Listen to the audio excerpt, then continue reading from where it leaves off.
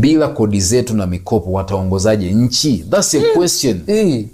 Unajua mimi nikisikia upinzani unasema CCM iondoke madarakani. CCM wanasema sisi tunataka dola. Na baki najiuliza swali. Upinzani wanataka kwenda madarakani kwa sababu gani? Wana uwezo wa kuongoza nchi bila kodi yetu? Wana uwezo wa kuongoza nchi bila mikopo? Mbona hawasemi?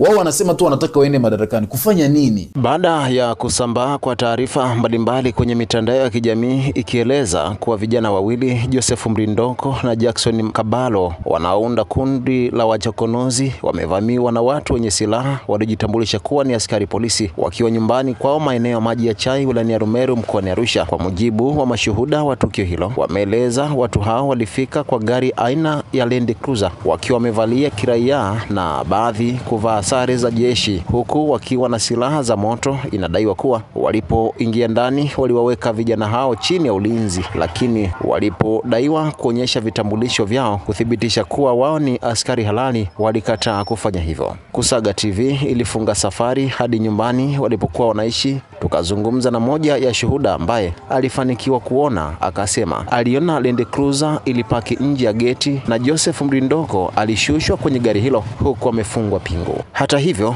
akizungumza mwenyekiti wa kijiji hicho cha Maji ya Chai, Mase David Mbise, ametueleza kuwa ule haukuwa utekaji bali ulikuwa ukamataji, na wanaozusha kwenye mitandao kuwa wametekwa hawajatekwa, ni walikamatwa na jeshi la polisi kwa kufuata taratibu zote, wakidaiwa wanakosa la uhalifu wa mtandao. Mase David Mbise, mwenyekiti wa kijiji cha Maji ya Chai.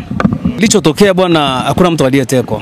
Watu wamekamatwa katika taratibu zote za kisheria. Kwamba maafisa wa polisi wamekuja, wamefikia ofisi ya kata. Na baada ya kufika ofisi ya kata nikapigiwa simu. Nikaulizwa location ya nyumba. Nikaelekeza location ya nyumba. Kwa hiyo walipofika nyumbani kwa huyo bwana hawakumkuta. Lakini kuna intelligence yao ambao walitumia, wakafika pale wakapafahamu vizuri. Sasa ndio wakawa wanamtega kulingana na uwezo wao. Nikamatwa akiwa na gari pamoja na fundi.